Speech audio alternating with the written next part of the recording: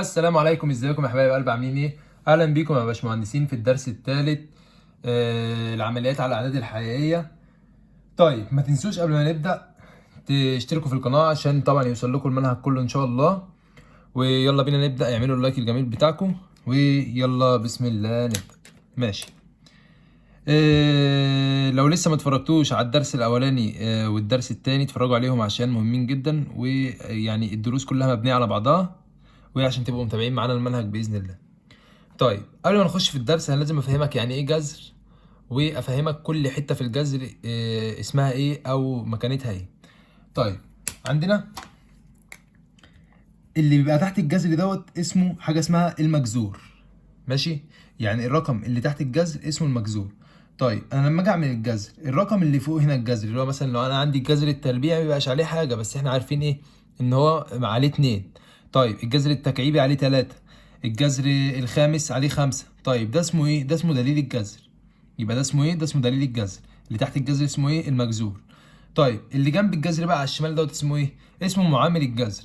اي حاجه اصلا بتبقى على الشمال بيبقى اسمها معامل. معامل مثلا اكس، معامل صاد، فده اسمه معامل الجذر. جميل جميل. طيب نخش بقى ايه في الكلام المهم.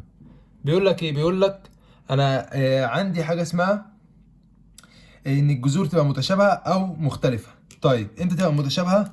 لو عندي المجذور ودليل الجذر نفس الرقمين هنا وهنا. يعني انا لو عندي جذرين، لو عندي الجذرين دول الرقم اللي تحت الجذرين نفس الرقم، والرقم الدليل بتاعهم نفس الرقم، يبقى هما الاثنين ايه؟ يبقى هما الاثنين متشابهين. زي ايه؟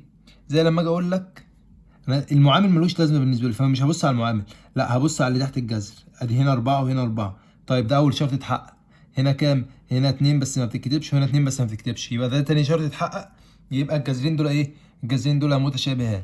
طيب هستفاد ايه لو هما متشابهين او مختلفين؟ لو متشابهين هقدر اجمعهم واطرحهم، يعني هقدر اعمل عليهم عمليه الجمع وعمليه الطرح. طيب لو مختلفين ممكن يعني لو هما مختلفين مش هقدر اجمعهم ولا هقدر اطرحهم، بس هقدر اضربهم عادي واقسمهم عادي. طيب امتى يبقوا مختلفين؟ مثلا لو المجذور مثلا مش نفس المجذور، زي في المثال ده هنا 27 هنا 9، فهنا ايه؟ الاتنين مش بيساووا بعض. فاهمني؟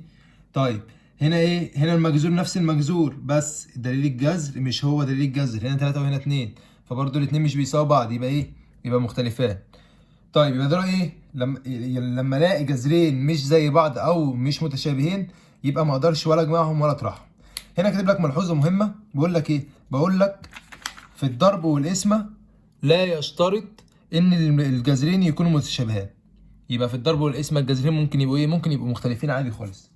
يبقى لما اجي يقول لي ضرب او قسمه جذرين، مش هبص هما متشابهان ولا مختلفان ولا ايه. لكن لما يجي يقول لي جمع او طرح لازم ابص هما متشابهان ولا مش متشابهان، عشان لو متشابهان هعمل العمليه عادي، لو مختلفان مش هقدر اعمل العمليه. طيب ونسيت برضه اقول لكم عشان ايه ما انساش في اخر الفيديو اقول لكم ان الملزمه بتنزل بتبقى في وصف الفيديو. جميل. وفي جروب الواتساب ده الجروب دوت بيبقى يعني ايه فايدته؟ الجروب دوت بيتفتح كل يوم ان شاء الله من الساعة 10 لغاية الساعة 11.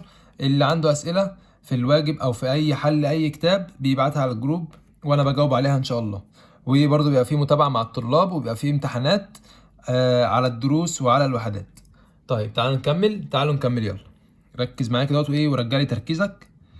طيب بيقول لك ايه؟ بيقول لك ايه في السؤال ده؟ بيقول لك انا عايز 2 جذر 7 زائد 3 جذر 7. فبدأ قال لي زائد او ناقص، يبقى لازم اشوف الجذرين دول متشابهين ولا لا. قلت لك امتى هيكونوا متشابهين؟ لو المجذور نفس المجذور، اول حاجه ابص عليها ده 7 وده 7، تمام. طيب لو الدليل نفس الدليل، هنا 2 وهنا 2، يبقى تمام، يبقى هقدر اجمعهم. طيب بجمعهم ازاي؟ مش هنا بيقول لك 2 جذر 7 و3 جذر 7؟ كني بقول لك عندي عندي 3 اكس زائد 2 اكس فبيساوي كام؟ بيساوي 5 اكس. يبقى هنا عندي 2 و3 يبقى 5، و5 من النوع جذر 7. دي الإجابة. طيب بيقول لي هنا ايه؟ بيقول لي انا عندي 4 جذر 2 ناقص جذر 2 ناقص، يبقى لازم اشوف هما متشابهين ولا لا. طيب هبص ازاي؟ هبص على الدليل على المجذور، ادي 2 وهنا 2، الدليل 2 و2، يبقى تمام، يبقى اقدر اطرحه. 4 ناقص 1 ب3، جذر 2 وجذر 2 يبقى جذر 2. جميل جميل. تعالى على السؤال ده بيقول لك ايه، بيقول لك 9 جذر 10 زائد 3 جذر 10. طيب هنا المجذور نفس المجذور 10 و10 تمام. طيب هنا 2 وهنا 2 تمام، يبقى الدليل نفس الدليل، يبقى 9 زائد 3 بكام؟ ب 12، يبقى 12 جذر 10. طيب هنا ايه؟ بيقول لي 5 جذر 4 ناقص 3 جذر 4، بس الجذر دوت الجذر التالت. فانا ماشي هاجي بص، تعالى نبص واحده واحده. المجذور نفس المجذور تمام، ادي الشرط الاول اتحقق.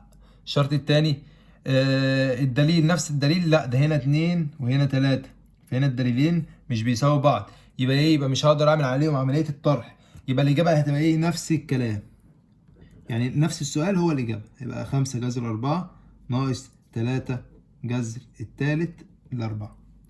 جميل جميل. تعالى نخش على السؤال ده. بيقول لك ايه؟ بيقول لك لما يكون حاطط لك اكتر من حد لازم تركز في الحدود ديت كلها، لان هو ممكن يكون حاطط لك حد من الحدود، يعني ممكن كلهم يكونوا بيشابهوا بعض، بيشابهوا بعض قصدي، بس واحد بس اللي ايه اللي مختلف ما بينهم، فده طبعا بوظ لي السؤال. طيب بيقول لك ايه؟ بيقول لك انا عندي 4 جذر 2 زائد جذر 2. طيب تعال نجمعهم كده لوحدهم، دول ايه؟ دول ب 5 جذر 2. لو احنا ايه هنجمع ايه واحده واحده، انا هجمع معاك واحده واحده، لكن انت بص عليهم كلهم واجمعهم كلهم. ناقص جذر 2 ل3، يعني الجذر التالت ل2. طيب ده جذر التالت ودول اصلا ايه؟ اتنينات، يبقى ده المختلف، يبقى اصلا مش هقدر اعمل عليهم عمليه الطرح والجمع. بس تعال نكمل، مش دول نفس الجذور؟ هقدر اعمل عليهم هم. طيب 4 زائد 1 ب5، 5 زائد 3 ب8. تعال نكتبها 8 كده اهوت ايه؟ مره واحده، يبقى 8 جذر 2 ناقص الجذر التالت ل2. دي الاجابه. فهمت احنا عملنا ايه؟ جمعنا وطرحنا الحاجات اللي شبه بعضها، وبعد كده حطيناها جنب الايه؟ الجذر اللي مش شبهها. طيب هنا بيقول لك ايه؟ بيقول لك انا عندي 3 جذر 5 زائد 2 جذر 5 ناقص 5 جذر 5. طيب هنا نفس المجذور اهو، خمسات، نفس الدليل نفس الدليل اتنينات، يبقى الجذور متشابهه، يبقى هقدر اجمعهم واطرحهم. 3 زائد 2، 3 زائد 2 5، 5 ناقص 5 صفر، يبقى الاجابه ايه؟ 0. طيب نخش على الضرب والقسمه. الضرب والقسمه قلت لك ايه؟ قلت لك لا يشترط ان هما يكون الجذرين متشابهين، يعني لو الجذرين مختلفين عادي خالص هعمل ايه؟ هعمل الضرب والقسمه. طيب بيقول لك ايه؟ بيقول لك انا عندي جذر 3 في جذر 6. طيب ركز معايا كده يا ابو حميد، جذر ايه في جذر ايه؟ جذر 3 في جذر 6. طيب هاخد منهم جذر واحد واقوم تحت الجذر دوت اضرب لي 3 في 6. ده بقى الكلام دوت ماشي على اي رقمين، فيبقى ايه؟ جذر 3 في 6 بكام؟ ادي كده 12 18، يبقى جذر 18. حلو حلو. طيب بيقول لك ايه هنا؟ بيقول لك انا عندي جذر 6 في جذر 6. انا عارف ان انتوا كلكم عارفين الحته ديت، وان الجذر في جذر بيساوي اللي تحت الجذر، بس تعالى افهمك هي جت منين. طيب مش انا قلت لك ان انا باخد جذر واحد؟ قلت لك ان انا بضرب 6 في 6 طيب هي 6 في 6 يعني ايه؟ يعني اكنها 6 ايه؟ 6 تربيع. ما هو 6 في 6 ب 36، و6 تربيع اكني بقول لك 6 في 6، يعني 6 اس اي حاجه، اكني بضرب ال6 ديت في عدد مرات الاس دوت. طيب يبقى 6 اس 3 ب 6 في 6 ب 6، 6 اس 2 يبقى 6 في 6، فانا بدل ما اكتبها 6 في 6 كتبتها ايه؟ 6 تربيع. مش انت عارف ان التربيع يطير الجذر التربيعي؟ هيتبقى لي ايه؟ هيتبقى لي 6. يبقى عشان كده لما نيجي نقول لك مثلا جذر 4 في جذر 4 بيساوي 4 على طول. جذر في جذر يعني جذر حاجتين متشابهين بيساوي الحاجه اللي تحت الجذر. طيب هنا بيقول لك ايه؟ بيقول لك انا عندي الجذر الثالث ل5 في الجذر الثالث ل3، ده بيساوي ايه؟ هاخد جذر منهم واحد، الجذر الثالث واحد بس، و5 في 3 ب15، يبقى دي الاجابه. ماشي ماشي. انا هنا بعمل ايه؟ بمهد لك للاسئله اللي هحلها على الضرب والقسم. طيب بيقول لك ايه؟ بيقول لك انا عندي جذر 6 على جذر 2، زي ما عملت بالظبط في الضرب، كنت باخد جذر واحد، هنا هاخد جذر واحد، جذر اهو خليه كبير شويه، واقوم حاطط ايه؟ شرطة الكسر، 6 فوق و2 تحت. فاهم احنا عملنا ايه؟ خدت جذر واحد وحطيت 6 على الاتنين بس، ما عملتش اي حاجه. طيب يبقى ده بيساوي ايه؟ بيساوي جذر التلاته. جميل جميل. بيقول لك ايه؟ بيقول لي انا عندي الجذر 6، تعالى اهو السؤال ده، جذر 6 على جذر 6 بيساوي ايه؟ بالعقل كده حاجه فوق زي الحاجه اللي تحت يبقى بيساوي واحد. طيب تعالى نعملها بنفس الخطوات اللي عملناها فوق. ايه هي؟ قلت لك انا باخد جذر واحد واعمل شرطة الكسر، واكتب الرقم فوق وادي الرقم التاني تحت. 6 على 6 بسط ومقام يبقى بيساوي ايه؟ 6 على 6 فيها ايه؟ يبقى جذر واحد. جذر الواحد بايه؟ بواحد. جميل جميل. طيب بيقول لي هنا الجذر التكعيب او الجذر الثالث ل60 والجذر التكعيبي ل3 بيساوي ايه؟ بيساوي جذر تكعيبي واحد وادي شرطة الكسر 60 على 3 يبقى بيساوي جذر التكعيبي ل20. ولو مش مصدقني امسك آلتك وايه حط الكلام ده على الآلة هتلاقيه بيطلع لك نفس النتائج اللي احنا بنطلعها. طيب هناخد ايه؟ هناخد مثال مهم جدا وبيجي في الامتحانات على الضرب والقسمة، وبيبقى زي مثال ايه مجمع كده هتلاقوه عندكم في الكتاب، انا جايبه من الكتاب. طيب بيقول لك ايه؟ بيقول لك اذا كانت اكس بتساوي 8 جذر 3 وواي بيساوي جذر 3 وزد بتساوي الجذر التكعيبي ل3، حل بقى ايه الكلام اللي جاي ده. طيب بسم الله الرحمن الرحيم كده بيقول لي بيقول لي اكس في واي. طيب اكس بكام؟ هو قال لي ب 8 جذر 3. واي بكام؟ ادي فيه واي بكام؟ واي بجذر 3. مش انا قلت لك لو انا عندي جذرين بضربهم في بعض واللي تحتهم نفس الارقام، يعني لو عندي جذرين نفس المجذور اللي هو نفس الرقم اللي تحت الجذر بيساووا بعض، يبقى ايه؟ يبقى هاخد منهم الرقم اللي تحت الجذر، يبقى 8 زي ما هي وادي فيه 3. فاهم احنا عملنا ايه؟ 8 جذر 3 في جذر 3 جذر 3 في جذر 3 ب3 يبقى بقت 8 في 3. جميل جميل. 8 في 3 بكام؟ ب 24. طيب بيقول لك ايه؟ بيقول لك ايه؟ بيقول لك السؤال الثاني اكس على واي. اكس على واي، اكس بتساوي ايه؟ 8 جذر 3. واي بتساوي ايه؟ جذر 3. مش ملاحظ حاجه؟ عندي حاجه فوق ونفس الحاجه تحت، يبقى تقدر ايه؟ هتطير الحاجه اللي فوق مع الحاجه اللي تحت تبقى لي ايه؟ تبقى لي 8. طيب بيقول لك ايه؟ بيقول لك 2 اكس على واي. 2 اكس، اكس فيها كام؟ اكس 8 جذر 3 يبقى 2 في 8 جذر 3. 2 في 8 بكام؟ ب 16 يبقى 16 جذر 3. جميل جميل. وواي تحت ايه؟ بجذر 3. طيب جذر 3 هتروح مع جذر 3 هيبقى لي 16. درس جميل جدا وسهل جدا، بس محتاج منك ايه؟ محتاج منك بس تركيز، سن التركيز، وتقوم تعمل لك كوبايه شاي كده ايه او كوبايه قهوه وتيجي تكمل معايا الدرس عشان الدرس لسه طويل حبتين. طيب بيقول لك ايه؟ بيقول لك انا عندي 3 واي ناقص زد تكعيب. طيب الواي عندي بكام؟ الواي عندي بجذر 3 يبقى 3 جذر 3 ناقص زد. الزد بكام؟ الزد بجذر التكعيبي ل3. طيب وهي اصلا هنا بيقول لي ايه؟ بيقول لي انا عندي اس 3 فهحط الاس اهو. طيب في حاجه مهمه جدا ان انت لازم تكون عارف ان الاس درجه الاس بتطير درجه الجذر. يعني ايه؟ يعني لو عندي الجذر التربيعي عادي مين اللي بيطيره؟ الاس 2. طيب الجذر التكعيبي مين اللي هيطيره؟ اس 3. جذر الرابع مين اللي هيطيره؟ اس الرابع كده، فاهمني؟ فهنا عندي جذر تكعيبي هيطير مع مين؟ هيطير مع الاس 3 ده، فاتبقى لي مين؟ اتبقى لي ال3 بس. يبقى بقى عندي 3 جذر 3 ناقص 3. جميل جميل. ودي كده اهوت هي ايه؟ هي ديت الاجابه. طيب لو احنا عايزين نختصرها شويه ممكن نعمل ايه؟ ممكن نقول هناخد ال3 عامل مشترك فيتبقى لي هنا هفتح قوس اهو، قوس اهو، هيبقى لي جذر 3 ناقص 1 لان 3 على 3 فيها كام؟ 3 على 3 فيها الواحد. طيب نكمل. بيقول لك ايه؟ بيقول لك 3 اكس ناقص 8 واي. طيب الاكس بكام؟ الاكس ب 8 جذر 3 يبقى 3 في 8 بكام؟ 3 في 8 لسه حاسبينها كانت ب 24 يبقى 24 جذر 3 ناقص 8 واي يبقى 8 جذر 3.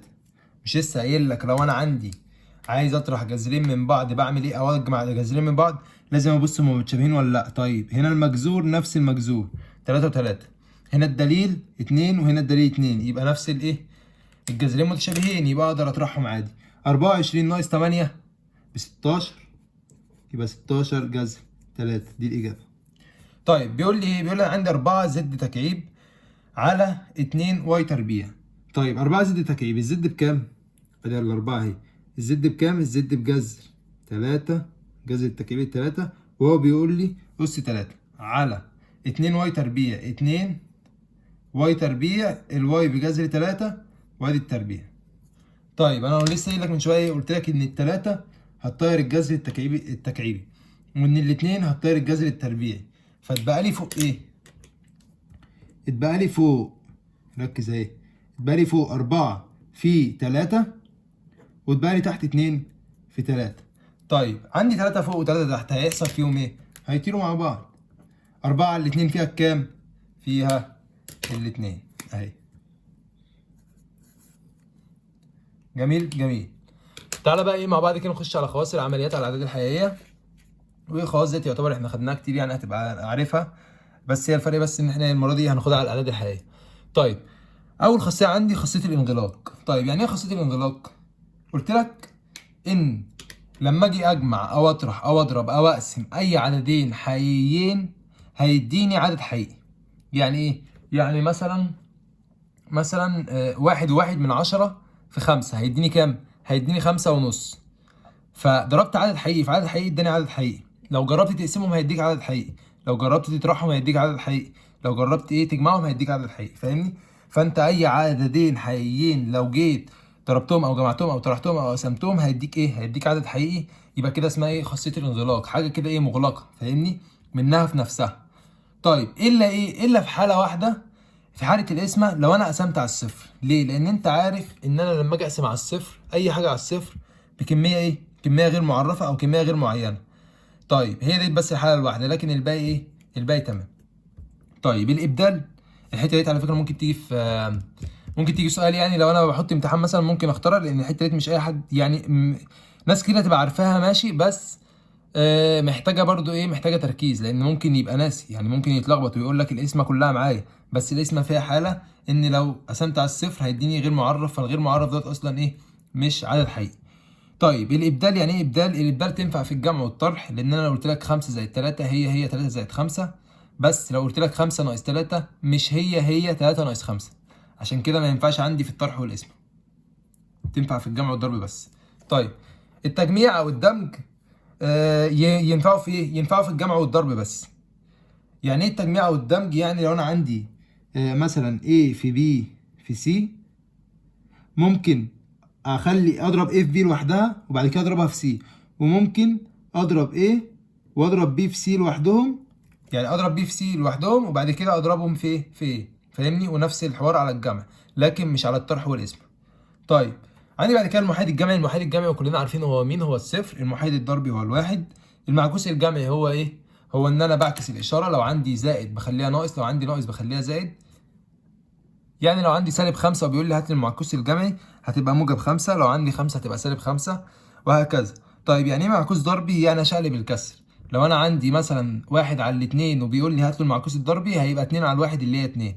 طيب لو عندي واحد هيبقى برضو ايه؟ معكوس ضرب الواحد هو نفسه هو واحد. طيب لو عندي 3 هيبقى 1 على التلاتة وهكذا. يعني اكيد فاهمين قصدي. بس وخدناه كتير قوي المحايد ايه؟ المعكوس الضربي ده قصدي. طيب نخش على شويه المسائل ديت المهمه ايه، ودول تطبيقات على الخواص بدايه الاعداد الحقيقيه. طيب بيقول لك ايه؟ بيقول لك انا عندي 3 جذر 2 في 6 جذر 2 ناقص 3. طيب هضرب الرقم دوت هنا وهنا، هوزعه، يعني دي اسمها خاصيه التوزيع. طيب 3 جذر 2 في 6 جذر 2، قلت لك الضرب بعمل ايه؟ هضرب الرقمين اللي بره في بعض، يبقى 3 في 6 بكام؟ ب 18. جذر 2 في جذر 2 ب 2 ناقص 3 جذر 2 في 3 بكام؟ 3 في 3 ب9، يبقى 9 جذر 2. عامل الجذر دوت اكنه مجهول او اكنه ايه؟ لما اقول لك انا عندي 9 عربيات زائد عربيتين يبقى انا عندي 11 عربيه. فاهمني؟ فاكن الجذر هو العربيه، يعني عندي 9 جذر 2 زائد 2 جذر 2 مثلا، فكام؟ 11 جذر 2. فاهمني؟ بس فهنا 18 في 2 بكام؟ ب 36. 36 ناقص 9 جذر 2، دي الإجابة. حلو؟ حلو. طيب بيقول لك إيه؟ بيقول لك لو أنا عندي 7 زائد جذر 3 في 2 زائد جذر 3. طيب هنعمل إيه؟ في طريقتين. طيب يعني السؤال دوت ممكن يتحل بطريقتين. هوريك أول طريقة إن أنا أضرب السبعة هنا وأضربها هنا. فهعمل إيه؟ يبقى 7 في 2 ب14 زائد نفس الإشارة أهي 7 في جذر 3 ب7 جذر 3. طيب خلصنا كده؟ لا، هتمسك الجذر 3 ده تضربها هنا وهنا، انت خلصت اول رقم لسه تاني رقم. طيب زائد جذر 3 في 2 ب2 جذر 3. جذر 3 في جذر 3 بايه؟ باللي تحت الجذر يبقى 3. يبقى عندي 7 جذر 3 اهو. 7 جذر 3 زائد 2 جذر 3. اخد الحاجات المتشابهه بقى بكام؟ ب9 جذر 3. طيب زائد 14 زائد 3 بكام؟ ب17. ودي اول طريقه. ماشي ماشي. اكتب لك اهو حل اخر. ممكن نعمل ايه بقى بالحل دوت؟ يعني المفضل مش يعني هو الاتنين بيوصلوا لنفس الاجابه، بس الحل دوت ايه اللي يعني السهل اللي بيخليك تنجز من الاخر. طيب مش انا كان عندي كده 7 زائد جذر 3 مضروبه في 2 زائد جذر 3. هضرب الاول في الاول. السبعه في 2 بكام؟ 7 في 2 ب 14. موجب في موجب بموجب. جذر 3 في جذر 3 بكام؟ ب3. حلو حلو. يبقى انا عملت ايه؟ ضربت الاول في الاول والاخير في الاخير او التاني في التاني وبنفس الاشاره. طيب الرقم اللي في النص ده هجيبه ازاي؟ شوف بقى هعمل ايه. هضرب البعاد في بعض والقريبين في بعض. مين البعاد؟ السبعة والجذر 3 هضربهم في بعض. مين القريبين؟ الاتنين والجذر 3 واجمعهم على بعض. يبقى 7 في جذر 3 ب 7 جذر 3. 7 جذر 3 زائد 2 في جذر 3 ب 2 جذر 3 يبقى كام؟ يبقى 9 جذر 3 وبالموجب. فكده لما نيجي نجمع 9 جذر 3 اهي عشان مفيش جذور تانية زائد 14 زائد 3 بكام؟ 17. ادانا نفس الاجابه ولا لا؟ ادانا نفس الاجابه. جميل جميل. طيب بيقول لك ايه؟ بيقول لك السؤال التالت ده. السؤال دوت ايه بقى؟ اللي هو المرافق. اكيد كلنا عارفين يعني ايه مرافق، ولو مش عارفين المرافق دوت يعني عباره عن بيبقى قوس في جذر والقوس التاني في نفس الجذر، بس الاختلاف فين؟ او مش لازم يبقى نفس الجذر، الاختلاف بيبقى ايه؟ بيبقى في الاشاره. يعني هنا موجب هنا سالب. يعني هنا عندي نفس الحاجه او نفس المكونات، وهنا نفس الارقام او نفس المكونات، بس الفرق في ايه؟ الفرق في الاشاره. زي ايه؟ زي 7 زائد جذر 3 و7 ناقص جذر 3. فهنا الاختلاف فين؟ الاختلاف في الزائد والناقص. يبقى دول اسمهم ايه؟ اسمهم مرافقان. مرافقان. طيب بعملهم ازاي او بضربهم ازاي؟ بضرب الاول في الاول. 7 في 7 ب 49. واقوم قايل الاخير في الاخير دايما موجب. يبقى جذر 3 في جذر 3 بكام؟ ب 3. واقوم قايل الاشاره في الاشاره بكام؟ يعني انا اتلخبطت ما بين دي ودي. معلش نضرب الاول في الاول بكام؟ 7 في 7 ب 49. اشاره في اشاره بكام؟ زائد في سالب او موجب في سالب بكام؟ بسالب. جذر 3 في جذر 3 ب 3. يبقى هي دي الاجابه. 49 ناقص 3 بكام؟ ب 46. طيب تاني بنضرب ازاي المرافقان؟ اول في الاول، اشاره في اشاره، تاني في تاني، بس كده. طيب هنا السؤال دوت بيقول لك ايه؟ السؤال دوت عباره عن افك القوس اللي عليه اس تربيع. طيب بفكه ازاي؟ بقول الاول في نفسه، التاني في نفسه بس دايما موجب. يعني التاني في نفسه ودايما موجب، دايما معاه اشاره موجب. والاول في التاني في 2. ماشي؟ اول في نفسه تاني في نفسه، اول في تاني في 2. احفظ معايا. طيب اول في نفسه ازاي؟ 5 جذر 3 في 5 جذر 3. تعال نحسبها كده اهوت اهي. 5 جذر 3 في 5 جذر 3. 5 في 5 25. جذر 3 وجذر 3 ب3. يبقى بيساوي 75. طيب يبقى اول واحده ايه؟ 75. يبقى الاول في نفسه بايه؟ ب 75. التاني في نفسه 2 في 2 ب4 ودايما موجب، يبقى زائد 4. طيب اول في تاني في 2 اهو. اول في تاني في 2. الاثنين اللي هي بتبقى فوق الجذر دي، فوق قصدي القوس. طيب الاول في التاني في 2 يعني ايه؟ 5 جذر 3 في 2 في 2. يبقى هنا 2 في 2 ب4. 4 في 5 جذر 3 ب 20 جذر 3. ونفس الاشاره اللي في النص يبقى ناقص 20 جذر 3. يبقى ايه؟ 45 زائد 4 ب 81. يبقى 81 ناقص 20 جذر 3. طبعا انا هنا اتلخبطت وحسبت غلط، وانتوا ولا هنا ولا مركزين، ولا حد قال لي انت بتعمل ايه حتى. انا هنا حسبت 75 زائد 4 ب 81. لا، 75 زائد 4 ب 79. سبحان الله. يبقى 79 ناقص 20 جذر 3 ودي الاجابه. يبقى هنا عملنا ايه؟ عملنا الاول في نفسه، التاني في نفسه دايما موجب، يعني اسيب مسافه كده اهوت، واقوم قايل التاني في نفسه دايما موجب زي ما انا عملت هنا، سبت مسافه في النص كده، وبعد كده قمت كتبت ايه زائد 4. وبعد كده اقوم قايل ايه اللي في النص دوت هيبقى ايه، هيبقى الاول في التاني في 2 بنفس الاشاره اللي عندي هنا. يعني هنا لو موجب هيبقى هنا موجب، هنا لو سالب هنا سالب. جميل جميل. طيب هنا عملنا ايه في المرافق؟ ضربنا الاول في الاول، والاشاره في الاشاره، والتاني في التاني. بس هنا عملنا ايه؟ هنا لو عايزين نعمل الطريقه السهله بنعمل ايه؟ بنعمل الاول في الاول، وبعد كده التاني في التاني دايما موجب، وبعد كده اهو يعني اسيب مسافه كده اهوت، وبعد كده اقوم قايل التاني في التاني دايما موجب. والحد اللي في النص دوت بجيبه ازاي؟ بضرب البعاد في بعض والقريبين في بعض واجمعهم. جميل جميل. بعد كده السؤال التاني بيقول لي ايه؟ بيقول لي اجعل المقام عدد صحيح. اول ما يقول لك اجعل المقام عدد صحيح، معناه ان هو بيقول لك ايه؟ كأنه بيقول لك دوت يعني بشكل تاني، اضرب لي في المرافق فوق وتحت. طيب هبص تحت عندي 3 زائد جذر 5. ايه المرافق؟ المرافق 3 ناقص جذر 5 و3 ناقص جذر 5. ولما تيجي تضرب في المرافق فوق وتحت دايما نبدا بالمقام. طيب والزق لي البسط، يبقى انت تعمل ايه؟ هتعمل خطوتين، هتلزق البسط وتبدا بالمقام، تلزق البسط وتشتغل على المقام.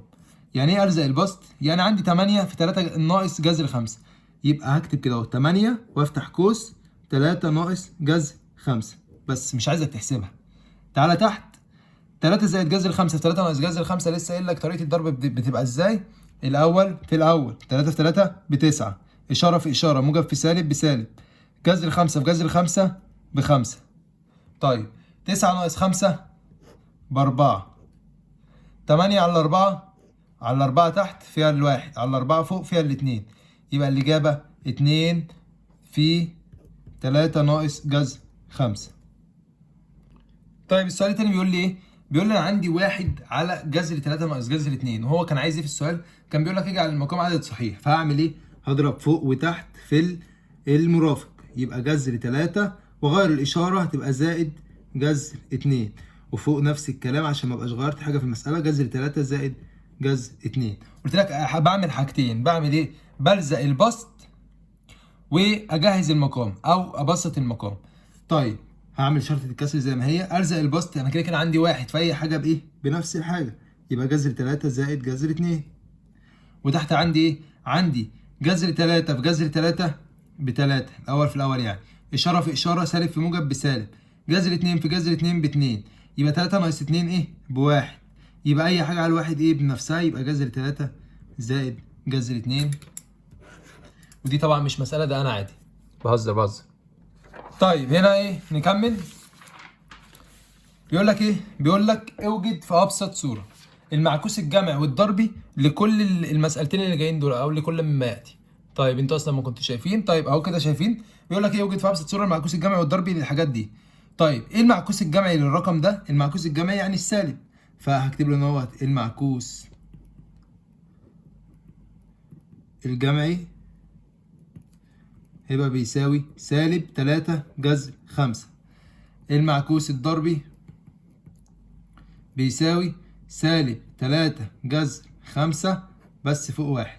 يعني ايه؟ شقلبت بس الكسر، يبقى سالب 1 على 3 جذر 5 او سالب او 1 على سالب 3 جذر 5. انا معرفك ان السالب ممكن اكتبه فوق او تحت او بره ايه؟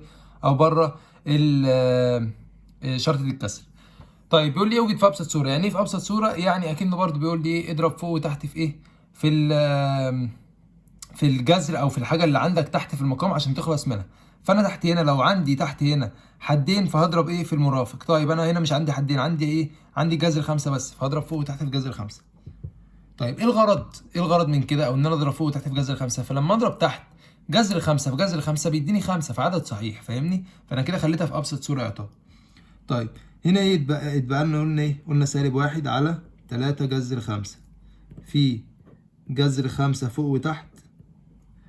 طيب قلت لك سالب 1 في جذر 5 بكام؟ بسالب جذر 5. وتحت 3 جذر 5 في جذر 5، جذر 5 في جذر 5 ب5، والتلاتة زي ما هي اهي، يبقى 3 في 5، يبقى بيساوي سالب جذر 5 على ال15. بس هي دي الإجابة. طيب السؤال التاني بيقول لك إيه؟ بيقول لك ركز كده ما تنامش معايا، يلا أنت وهي، يلا عشان أنتوا نمتوا مني، مع إن ما قعدناش كتير أهو في الأسئلة يعني. فركزوا عشان ايه الدرس دوت كله فهم وكله يعني انت لو فهمت الاسئله انت خلاص ان شاء الله ضامن ايه، ضامن السؤال دوت في الامتحان. والسؤال اللي في الامتحان بقى بجد اللي جاي دوت هو ايه، هو السؤال اللي جاي، فركز معايا عشان تفهم السؤال الجاي. طيب مش ده اللي بعده. طيب 5 ناقص جذر 3. بيقول لي هاته في ابسط صوره بعد ما تجيب له المعكوس الجمعي والضربي. طيب تعالى كده دوت ايه نجيبهم له على طول، المعكوس الجمعي والضربي. المعكوس الجمعي بتاع الكلام دوت ايه؟ سالب الكلام ده 5 ناقص جذر 3. طيب سالب في 5 يبقى سالب 5، سالب في سالب بموجب، موجب جذر 3. ممكن اكتبها بشكل تاني احسن، جذر 3 ناقص 5. طيب عشان اجيب الكلام دوت المعكوس الضربي هعمل ايه؟ هقسمه، قصدي هشقلبه، يبقى 1 على جذر 3 ناقص 5. ده الشكل اللي انا جبته او اللي انا حصلت عليه لما ايه، لما جبت المعكوس الجمعي والضرب. طيب هنعمل ايه تاني؟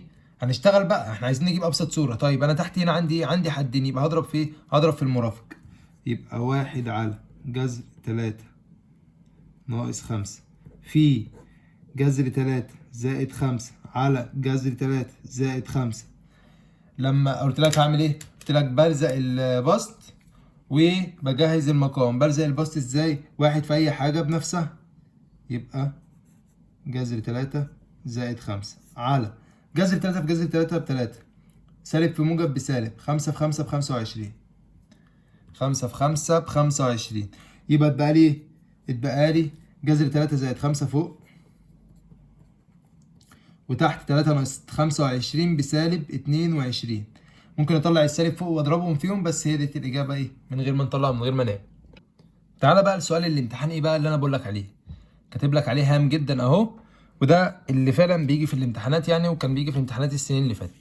طيب بيقول لك اكس بتساوي جذر 3 زائد 2، واي بيساوي 1 على جذر 3 زائد 2، اوجد في ابسط صوره الاتي.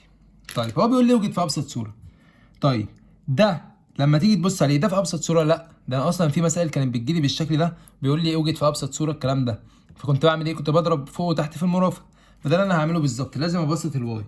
قبل ما اشتغل ابسط الواي، يبقى الواي بتساوي 1 على جذر 3 زائد 2. لو عايز ابسطها هعمل ايه؟ هضرب فوق وتحت في المرافق، يبقى جذر 3 ناقص 2، جذر 3 ناقص 2. طيب قلت لك بعمل ايه في البسط؟ بلزق واحد في اي حاجه بنفسها، يبقى جذر 3 ناقص 2 على جذر 3 في جذر 3 ب3، سالب في موجب بسالب، 2 في 2 ب4، 3 ناقص 4 بسالب 1. سالب 1 لما يطلع يتضرب فوق هيبقى بيساوي سالب الكلام ده، جذر 3 ناقص 2 بيساوي سالب جذر 3 اهو، وسالب في سالب بموجب يبقى موجب 2، يبقى 2 ناقص جذر 3. السالب لما بيخش عامة بيبدل ايه ال يعني السالب لما بيخش على قوس بيبدلهم مكان بعض، فهتلاقي ان الاتنين هنا جت مكان الجذر 3، والجذر 3 راحت ايه مكان الاتنين. طيب هنا بقى ايه؟ بقى عندي الواي بيساوي ايه؟ بيساوي 2 ناقص جذر 3، والاكس بتساوي ايه؟ بتساوي جذر 3 زائد 2. تعالى اعلم لك عليها اهي اهي.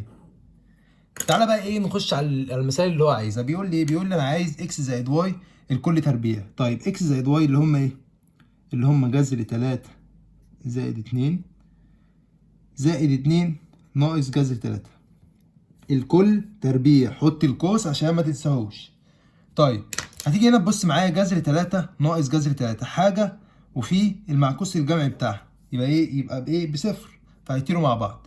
2 زائد 2 ب4، يبقى 4 الكل تربيع. 4 الكل تربيع بكام؟ ب16. 4 في 4 ب16. طيب بيقول لي اكس في واي، اكس بكام؟ اكس بجذر 3 زائد 2، جذر 3 زائد 2 في واي 2 ناقص جذر 3. طيب انت بص على الشكل، انت عايز تقول لي ان دول مرافق صح؟ طيب هما فعلا مرافق، بس ناقصهم ايه؟ ناقصهم حاجه واحده بس، ايه عشان عينك يعني عينك ما تتلخبطش. ايه هي؟ مش الجمع الابدالي قلت لك يبقى انا ممكن اكتب الاثنين الاول وبعد كده جذر 3 صح؟ مش انا عندي جذر 3 زائد 2 هي 2 زائد جذر 3. طب تعالى نكتبها كده، 2 زائد جذر 3، 2 ناقص جذر 3. بص كده بقت احلى ولا لا؟ هنا عندي 2 هنا عندي 2 هنا عندي جذر 3 هنا عندي جذر 3، هنا عندي زائد، هنا عندي ناقص. فعلا ده على شكل مرافق، وكده احسن للعين كمان، كده العين ايه شايفاها بشكل اوضح او شايفاها واضحه. فكده هعمل ايه؟ هضرب الاول في الاول بكام؟ 2 في 2 ب4، اشاره في اشاره، سالب في موجب بسالب، جذر 3 في جذر 3 ب3، يبقى 4 ناقص 3 فيها الواحد. طيب بيقول لي ايه؟ بيقول لي الجذر التربيعي قصدي اكس تربيع زائد واي تربيع. اكس تربيع بكام؟ الاكس بكام اصلا؟ اكس بجذر 3 زائد 2 الكل تربيع، زائد الواي تربيع بكام؟ الواي ب 2 ناقص جذر 3 الكل تربيع. قلت لك بنفك القوس التربيعي ازاي؟ الاول في نفسه، جذر 3 في جذر 3 ب3. افتح قوس كده عشان تعمل كل قوس بعيد عن بعض. الاول في نفسه، جذر 3 في جذر 3 ب3. 2 في 2 ب4، خد مسافه كده واكتب لي زائد الاثنين التاني في نفسه ودايما موجب، يبقى موجب 2 في 2 ب4. تيجي هنا اهوت الاول في التاني في 2، 2 في 2 ب4، 4 بجذر 3 ب4 جذر 3، وهنا عندي زائد يبقى زائد 4 جذر 3 اهو، زائد 2 في 2 اللي هو الاول في نفسه، يعني 2 في 2 بكام؟ ب4. طيب خد مسافه، جذر 3 في جذر 3 ب3 ودايما موجب. الاول في التاني في 2، 2 في جذر 3 ب2 جذر 3 في 2 ب4، وهنا عندي سالب يبقى سالب 4 جذر 3.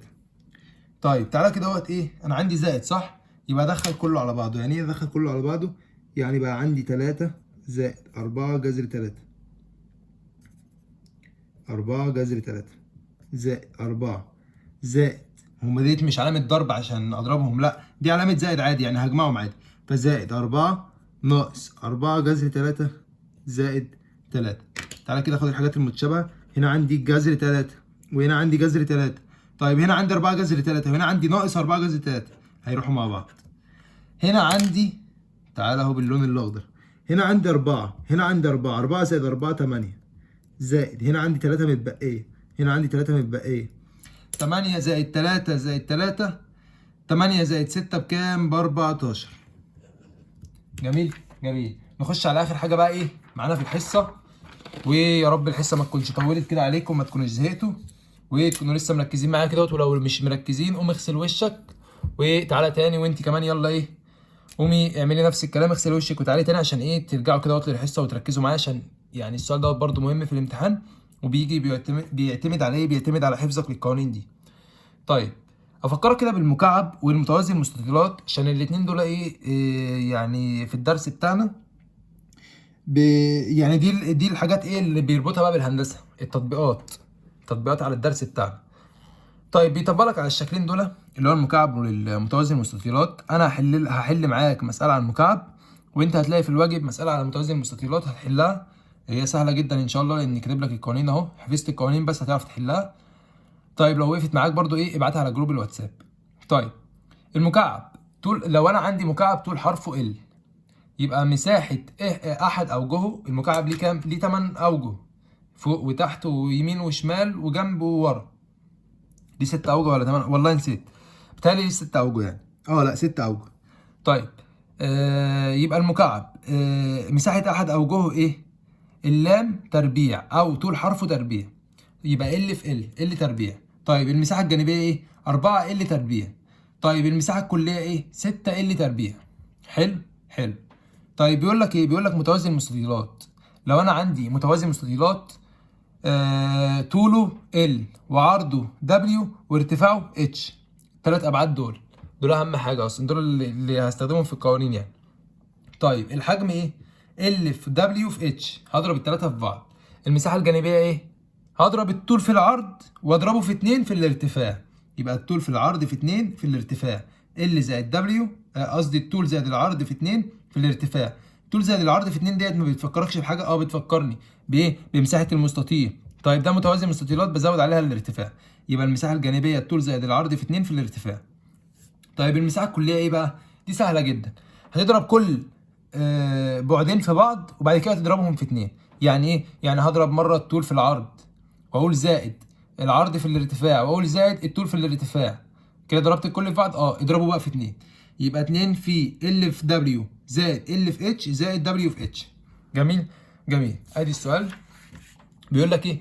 بيقول لك مكعب طول حرفه 3 سنتي. مكعب طول حرفه 3 سنتيمتر، اوجد الحجم. انا لسه قايل لك ان الحجم بيساوي ايه؟ الحجم بيساوي بتاع المكعب، الحجم بيساوي ايه؟ ثانية واحدة كده. حجم المكعب بيساوي ايه؟ طول الضلع في نفسه في نفسه في نفسه، يعني طول الضلع في نفسه 3 مرات، يبقى ال في ال في ال، يعني ال تكعيب. طيب وانا عندي طول الحرف بكام؟ بجذر 3، يبقى جذر 3 تكعيب. جذر 3 تكعيب يعني جذر 3، تعالى اهي من غير آلة اهو، جذر 3 في جذر 3 في جذر 3. قايل لك ان جذر في جذر بايه؟ باللي جوه الجذر، فده كده هيروحوا وهيتبقى لي 3، وانا عندي هنا جذر 3 يبقى 3 جذر 3. دي الإجابة. طيب وأنت ممكن برضه تعملها على الآلة، يعني أنت أهم حاجة تكون حافظ إيه؟ تكون حافظ القانون. طيب بيقول لي المساحة الجانبية، المساحة الجانبية بتاعت المكعب إيه؟ ب4 ال تربيع. طيب ال بكام؟ ال بجذر 3، يبقى 4 في جذر 3 تربيع. طيب هنا أهي التربيع هيروح مع الجذر، يبقى 4 في 3 ب 12. يبقى المساحة الجانبية بتاعت المكعب دوت إيه؟ 12. طيب المساحة الكلية إيه؟ ب6 ال تربيع. 6 والال بكام؟ بجذر 3 تربيع هيروح مع الجذر، يبقى 6 في 3 ب 18. طيب كده نكون خلصنا الدرس والحمد لله. الدرس ما طولش معايا يعني زي ما كنت متوقع ان الدرس ممكن يطول. الحمد لله الدرس خلص بسرعة. يا رب تكونوا فهمتوا الدرس كله. و لو نسيتوا تشتركوا في القناة ما تنسوش تتابعوا المنهج كله معانا ان شاء الله. ولو حابين برضو عندكم اي سؤال اي استفسار في اي حاجه في اي سؤال واقف معاكم في الحل، تقدروا تبعتوه على جروب الواتساب، هتلاقوه في الوصف بتاع الفيديو وهتلاقوه برضو في الوصف بتاع القناه. طيب وما تنسوش تعملوا اللايك، وهسيب لكم الدروس والبلاي ليست كامله، يعني سلسله الدروس بتاعت تانية اعدادي في اخر الفيديو. لو لسه ما اتفرجتوش على حاجه من القديم روحوا اتفرجوا عليها، عشان ان شاء الله لما نعمل المراجعه بتاعت الوحده الاولى ما تبقاش فايتاكوا حاجه، وتبقوا متابعين معانا كل المنهج ان شاء الله. واشوفكم الدرس الجاي ان شاء الله.